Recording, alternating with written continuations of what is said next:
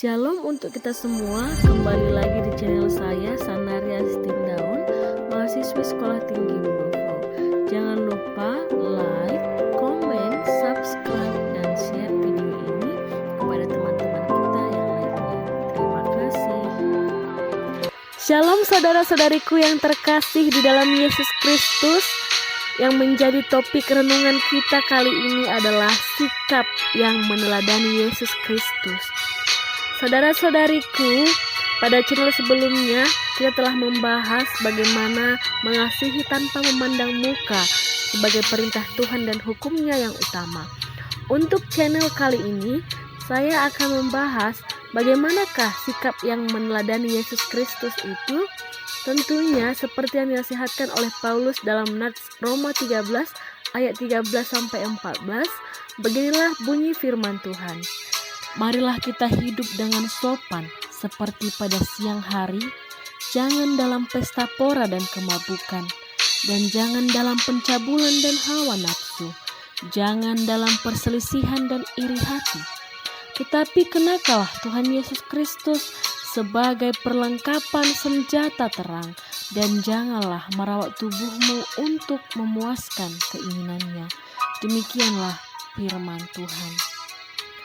Saudara-saudari yang terkasih di dalam Yesus Kristus, perilaku dan perbuatan yang buruk yang dilakukan oleh orang yang mengenal Tuhan tentunya tidak disukai oleh Tuhan.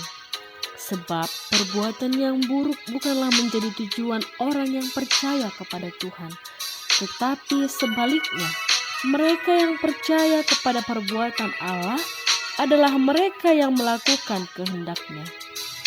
Sebab nats kita pada saat ini merupakan nasihat yang disampaikan oleh Paulus yang bertujuan supaya orang-orang berperilaku yang baik, sebab tidak ada batas waktu untuk berbuat baik.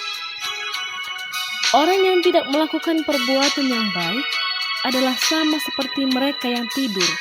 Sebab itu pada ayat sebelumnya, yaitu pada ayat 11 dikatakan, telah tiba bagi kita untuk bangun dari tidur, yaitu melakukan perbuatan yang baik. Perbuatan baik yang dimaksudkan dalam hal ini adalah dengan mengasihi sesama. Dalam hal ini kita harus menjadikan kasih terhadap sesama sebagai prioritas utama dalam kehidupan kita. Sebab ketika perbuatan ini dilakukan, maka hal ini akan menunjukkan kita sebagai orang yang percaya dan mengenal Tuhan Allah. Untuk melakukan hal tersebut tentunya kita harus mengganti perbuatan yang buruk tadi dengan senjata terang, yaitu Tuhan Yesus Kristus, seperti yang dikatakan dalam ayat 14, yaitu yang berdasarkan kepada firman Allah. Firman Allah merupakan senjata terang dalam kehidupan setiap orang yang melakukan kehendak-Nya, supaya kita umat Tuhan dikuatkan dalam melakukan kehendak-Nya. Saudara-saudariku yang terkasih di dalam Yesus Kristus, tentunya untuk melakukan perbuatan yang dikehendaki Allah adalah perbuatan yang dapat dilakukan dengan mengasihi sesama sebagai tanggung jawab umat Kristen.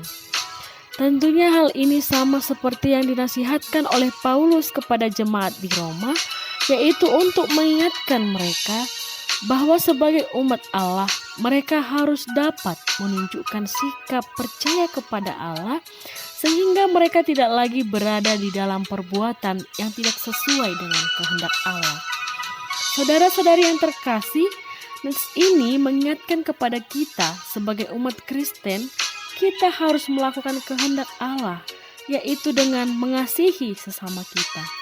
Sebab Tuhan Allah menginginkan kita untuk menjadi umat-Nya yang tetap melakukan perbuatan yang dikehendaki Allah.